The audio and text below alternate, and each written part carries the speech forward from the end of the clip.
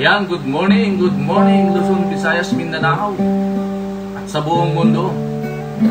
Sa pinagpalang umaga mga kapatid, no? Sabado ng umaga, April 26. Ayan, is po ng araw. Good morning na po Brother Nilito. Ayan, Sister Aster, good morning. Sister Ana, Sister Josephine Jongko, good morning. Nagpalang umaga na po sa bawat isa. Purihin ng Diyos sa umagang ito mga kapatid. Keep on tagging, keep on sharing para sa ating pong mga kapatid, kakilala, yan, kaibigan. Sister Alicia, good morning po.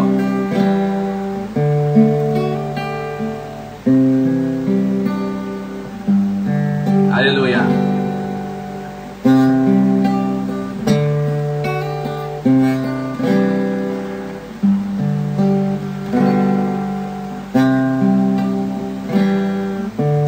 Bago tayo mag-start, tayo po ay umawit sa Panginoon. Alayan po natin siya ng papurit pagsamba sa umagang ito. Sister Angie, good morning. Tunay ang karapat-dapat ng Diyos na awitan.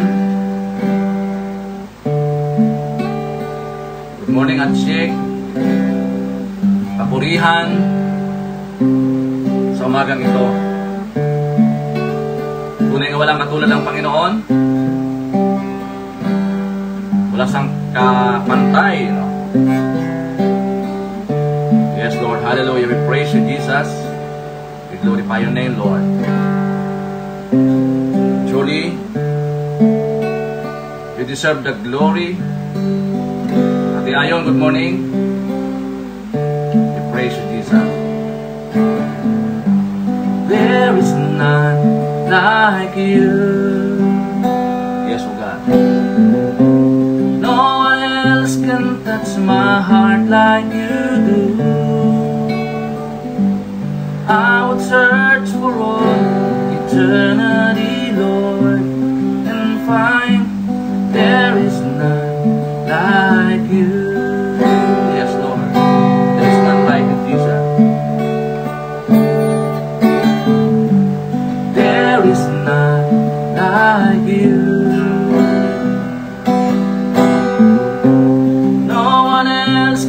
Touch my heart like you do. I would search for all eternity, Lord, and find there is none like you. Your mercy flow like a river so wide.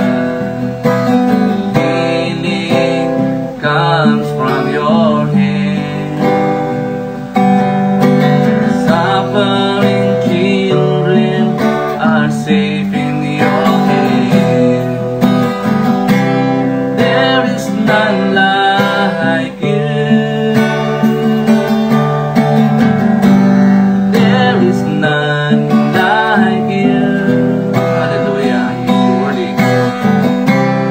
No one else can touch my heart like you do.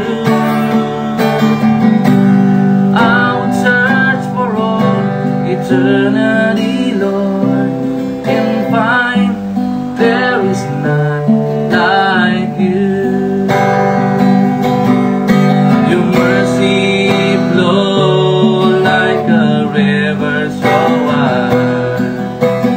Healing comes from your hand.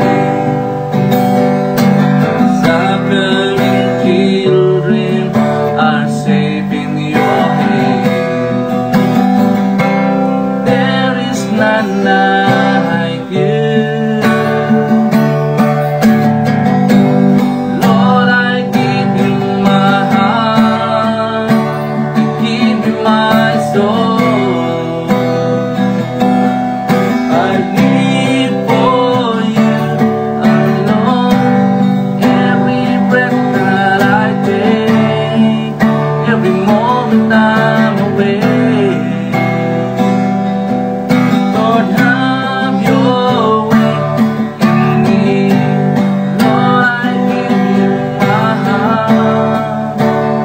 give you my soul.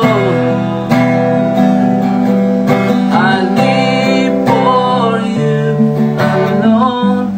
Every breath that I take, every moment I'm away.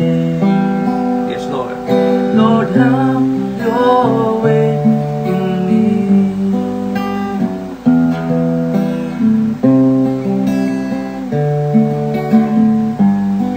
Yes, O Lord. Truly, Lord, there is none like you, Jesus. Nag-iisa kang Diyos, Diyos ng mga Diyos, Hari ng mga hari. Kaya dapat ka namin sambahin, papurihan, awitan, handugan ng mga papuring pagsamba. Dahil ito po ang nais po ninyo, Panginoon. Salamat po sa umagang ito, umagang kay ganda. Salamat po sa pag-gising sa amin, Panginoon. Pagpatnubay mo, paggabay mo, pag-ibig mo, sa lahat ng bagay, Panginoon. Sa pag-iingat mo sa amin, marami pong salamat. Kaya naman sa umagang ito, Diyos, patuloy po kaming lumalapit sa iyo. At humingi po kami ng kalinisan, Panginoon. Truly, O Lord, apart from you, we are nothing, Lord God. Apart from you, we are lost. Father, we entrust unto you today, Lord, even yung iyong gawain, ang daily vibrant word today, Lord God. Maghari po kayo, Panginoon, dalahin ko, Lord, na masaturate mo po ang aming mga puso. Ang aming pong tinig ay marinig, Panginoon, makarating sa apat na sulok ng mundo. At Lord, ikaw po ang nais naming mahandugan ng papuri, parangal, kaluwalhatian. Salamat po, Ama, pinupuri ka namin sa salamatan. At tinadaan ko po ang naman devour sa araw po na ito. Let your word be preached, Lord, according to your will, Lord God.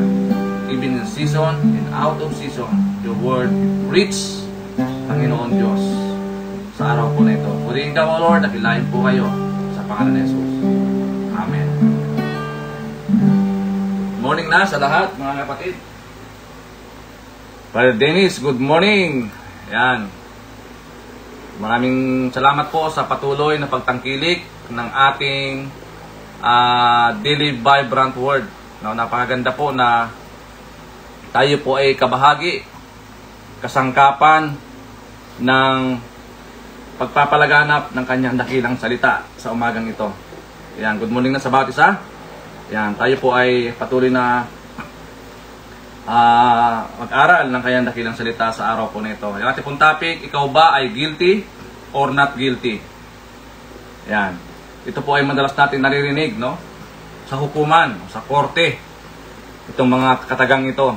Ikaw ba ay guilty or not guilty? Sabi po ng Romans chapter 5 verse 1, therefore, since we have been justified through faith, we have peace with God through our Lord Jesus Christ.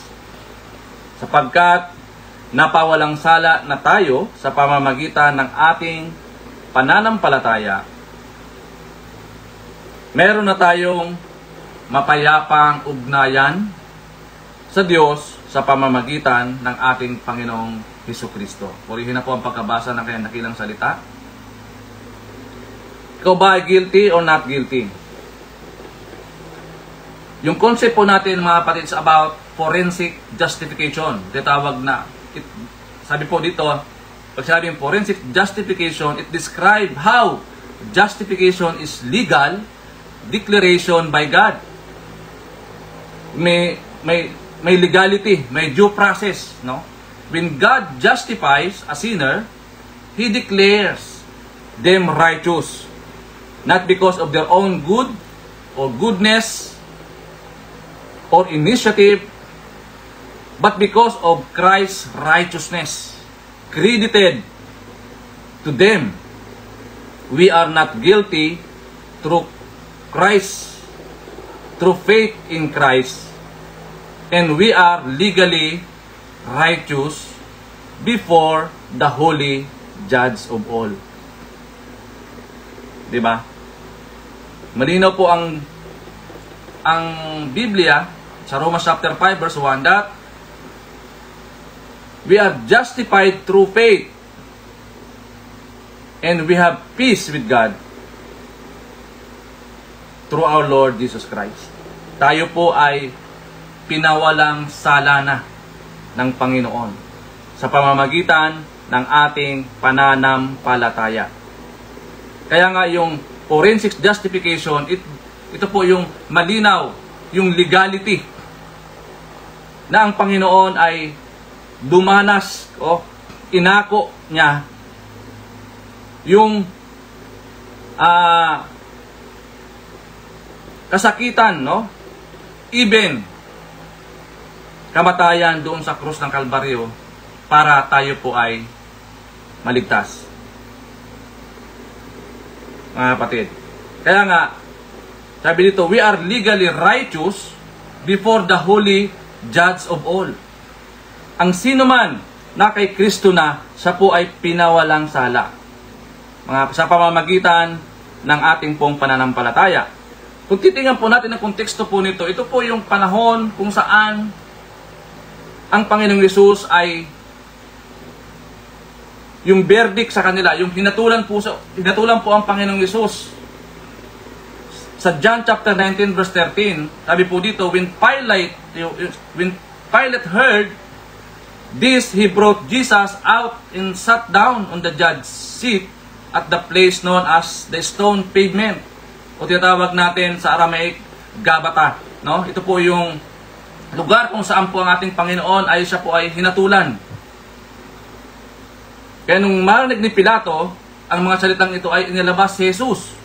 At siya ay naupo sa hukuman sa dakong tinatawag na Gabata.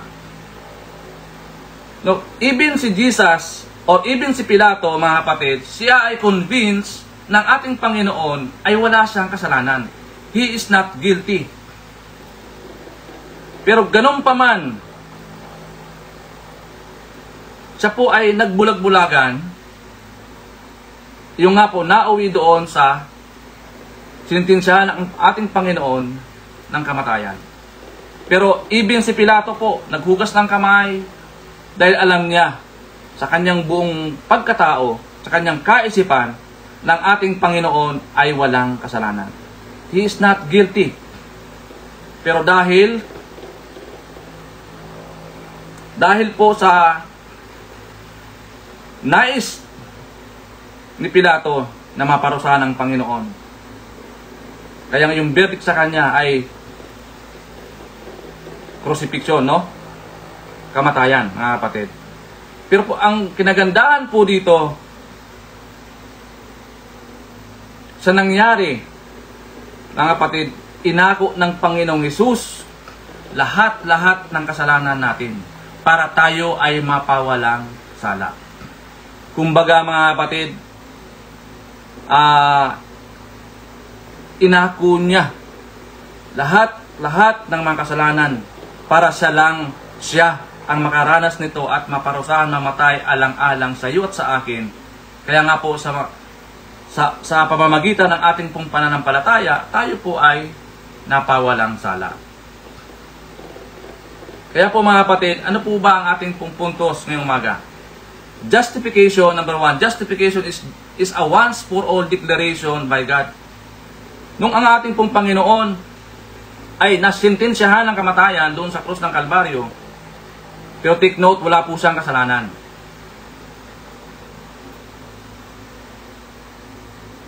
Nalala ko may preaching dito si pastor dati, no? Yung mga taong umakasa sa Panginoon, sa din yung mga taong nakaranas o nakasumpong ng himala, no? Gayunpaman, yung mga taong ito ang siyang nagpapako sa Panginoon.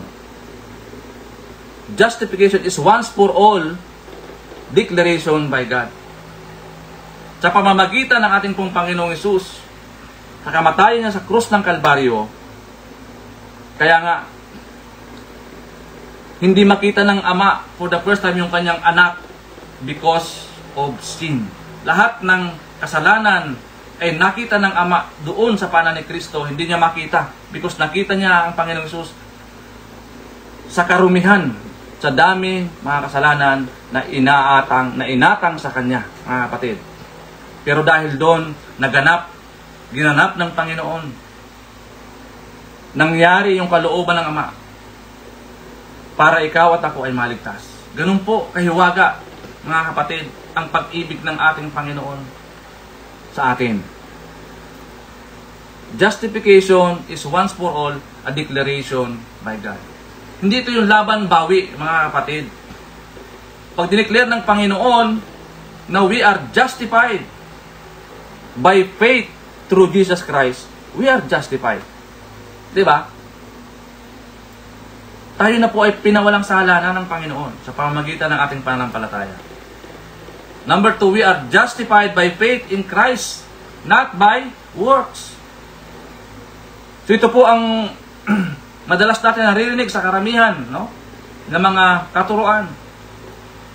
Na para bagang kapag gumagawa ka ng kabutihan, ligtas ka na. Para bagang may timbangan yung Panginoon. No? Lamang yung marami kang ginawang kabutihan. Na kahit di mo sa kilala, wala kang relasyon sa Kanya, pero sabi niya, ligtas ka na. Hindi po ganoon ang pamantayan ng Diyos, mga kapatid. No? We are justified by faith in Christ and not by works. Kaya sabi po ng Galatians chapter 2 verse 16, malinaw po dito, sabi po ni Paul, know that a person is not justified by the works of the law, but by the faith in Jesus Christ. So we too, sabi niya, have put our faith in Christ Jesus, that we may be justified by faith in Christ and not by works of the law. Because by the works of the law, no one will be justified. Diba? Mga kapatid, hindi ito sa paramihan ng mga good works. Yung good works na ginagawa po natin, iyan po the byproduct of our salvation. Naunawaan natin, naranasan natin yung pag-ibig ng Diyos, yung salvation, the free gift of salvation. Naranasan natin, kaya tayo gumagawa, mga kapatid. It's a byproduct. Hindi ito ay dahil sa ating mga mabubuting gawa. We are justified by faith in Jesus Christ, not by works. Yan. So number 3, Christ's righteousness is credited to us. Christ's righteousness ay in-impute sa atin. Kumbaga, isinuot sa atin. No? Isinuot sa atin, mga kapatid, na kahit gaano tayo karumi, dahil nga yung righteousness ni Christ isinuot sa atin, titingnan tayo ng Panginoon na malinis na because of Jesus.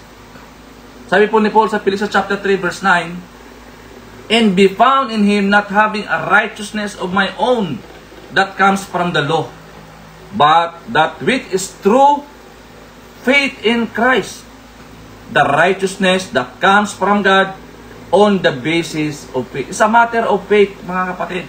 Kaya nga po yung aming tinatalakay sa aming pong Bible study, faith is the key. Ang pananampalataya ang susi. Di ba? Kung wala kang pananampalataya, hindi mo bubuksan. Para bagang bahay yan, no? Kahit may bahay ka, kung walang susi yan, hindi mo bubuksan pag iyan sarado. Kasi napaka-specific, no? Mga kapatid, kaya napakahalaga yung ating pananampalataya. Kaya sabi po ng 2 Corinthians chapter 5 verse 21,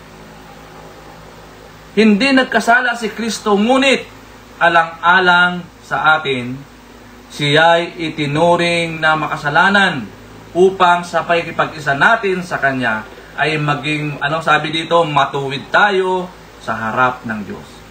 Inaako, mga kapatid, Christ's righteousness imputed or credited to us.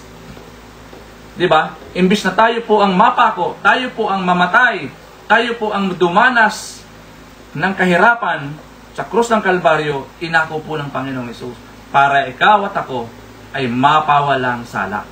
Diba? Ganun po kahiwaga yung forensic justification, mga kapatid.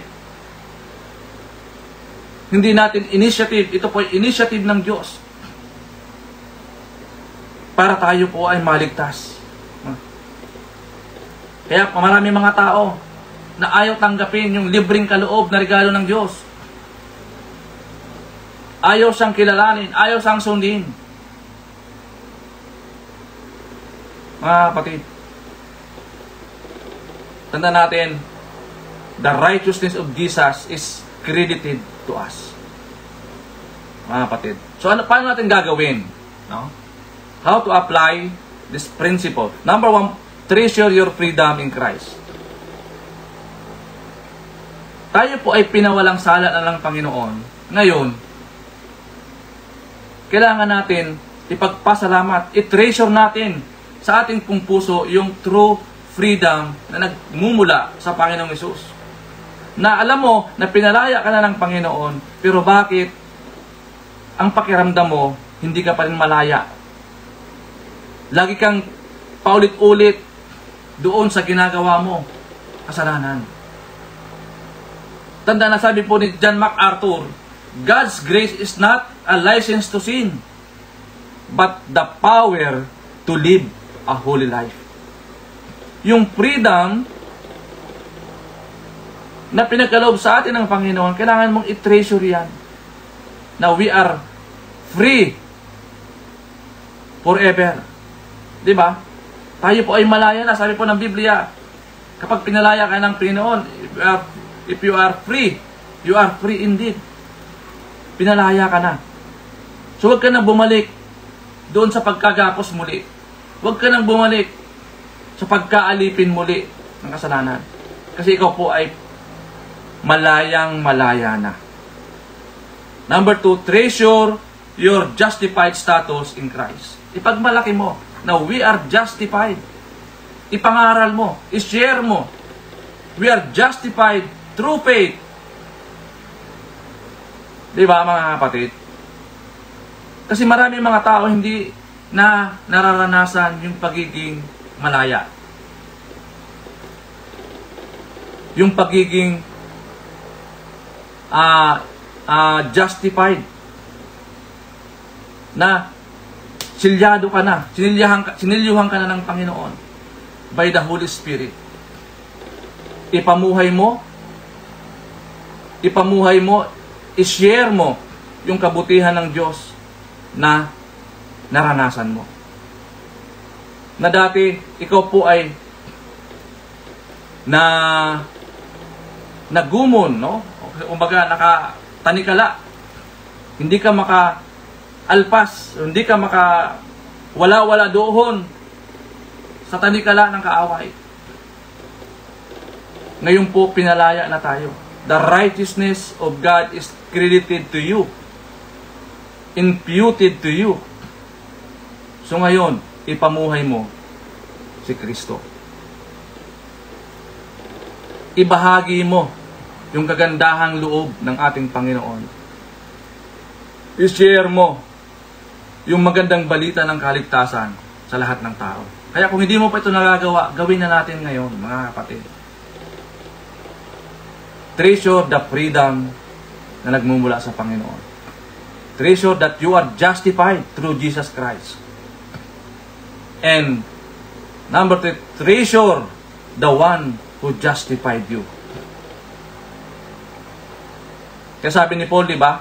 Hindi na siya namumuhay ng galang kanya, no? Namamuhay na siya kay Kristo Jesus. Yung buhay na dati wala kang kakayanan o wala kang appetite na maglingkod sa Panginoon, mag-share ng gospel. Ngayon, nung pinalaya ka ng Panginoon, dapat yung mindset natin ay iparanas din sa iba yung magandang balita, yung magandang ginawa ng Panginoon sa krus ng Kalbaryo, because we are not guilty. Yun po yung verdict sa atin. We are not guilty, mga kapatid. Even si Pilato, di ba? Kung nagugas ka siya ng kamay, kasi alam niya na ang ating pong Panginoon ay walang kasalanan. He is not guilty, mga kapatid. Pero dahil nga sa propesiya mangyayari ang nais na mangyari, kapatid. Dahil ikaw at ako, para tayo po ay maligtas. Because the righteousness of Jesus is imputed to you and to me. Yan po ang maganda, mga kapatid. Hindi tayo iniwan sa ere ng ating pong Panginoon. Inisip niya tayo. Beforehand, inisip niya tayo na gusto niyang ma-restore yung maganda niyang sinimulan. Gusto niyang manumbalik yung nasirang relasyon. Kaya nga, pag may nasisirang relasyon, mayroong pang pag-asa. Iyan na ay maayos, manumbalik, mga kapatid. Huwag tayong mag-conclude agad-agad. Tandaan natin, we are free. Tayo po ay pinalaya ng Panginoon. We are justified. Yung status po natin, we are justified. We are sealed by the Holy Spirit. Kaya ang nais ng Diyos, mga kapatid, patuloy po natin i-share ito sa mga tao. Yung magandang balita, yung magandang ginawa ng Panginoon sa atin, na dapat tayo po ang napako sa krus, pero dahil sa kanyang pag-ibig, dahil sa kanyang kabutihan, kagandahang loob, inako niya lahat ito para ikaw at ako ay maligtas. Napaganda po, no, mga kapatid? Okay, as a question to consider, sabi po dito, how then shall we live, knowing that we have been justified in Christ? Paano tayo mabubuhay na alam natin na tayo ay pinawalang sala na ng ating Panginoon? Ang gagawin po natin, mga kapatid, ipamuhay, di ba? Yung kagandahang loob ng Panginoon sa atin. Yung kaligtasan na natamo po natin, huwag natin sarilinin. Mga kapatid, i-share po natin sa mga tao. Di ba? Sa ating kaibigan, sa ating pamilya, sa ating mga kapatid. I-share po natin. Na hindi na tayo nakagapos pa. Sa kasalanan. Sabi nga ni John MacArthur, di ba, yung grace ng Panginoon, yung grasya ng Diyos, God's grace is not a license to sin, but the power, kapangyarihan to live a holy life. Di ba? Minsan kasi, na-over-use natin yung 1 John 1:9. Yan. Masyado natin siyang mini-misuse. Yung grace ng Panginoon, hindi po yung lisensya na tayo ay mamuhay sa kasalanan. Yan po yung kapangyarihan ng Diyos na mamuhay tayo na ayon sa kanyang palatuntunan, na ayon sa kanyang nais, na ayon sa kanyang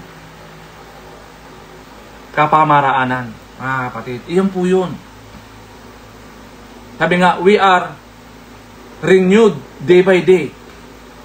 Little by little, glory to glory, binabago tayo ng Panginoon. Without the Holy Spirit, we cannot change, mga kapatid. Hindi natin kaya. In our own, hindi natin kaya. Kailangan natin ang banal na Espiritu. Ayan. Good morning na po sa bawat isa. Sana po meron po tayong napulutan ng aral sa araw po na ito. Good morning po, Sister Mau. Ayan. Purihin ng Diyos sa amang ito, mga kapatid. Salamat po sa ating mga kapatid na naroon yung kanilang kasigasigan sa pag-share ng ating pong Daily Vibrant Word. Huwag po tayo maghinawa, no, sa pag-share sa ating pong mga kakilala. Dahil ito po yung kapamaraanan ng Diyos na kahit saan ka man naroroon, basta meron kang internet, meron kang cellphone, yan, makakapag-tune in ka na.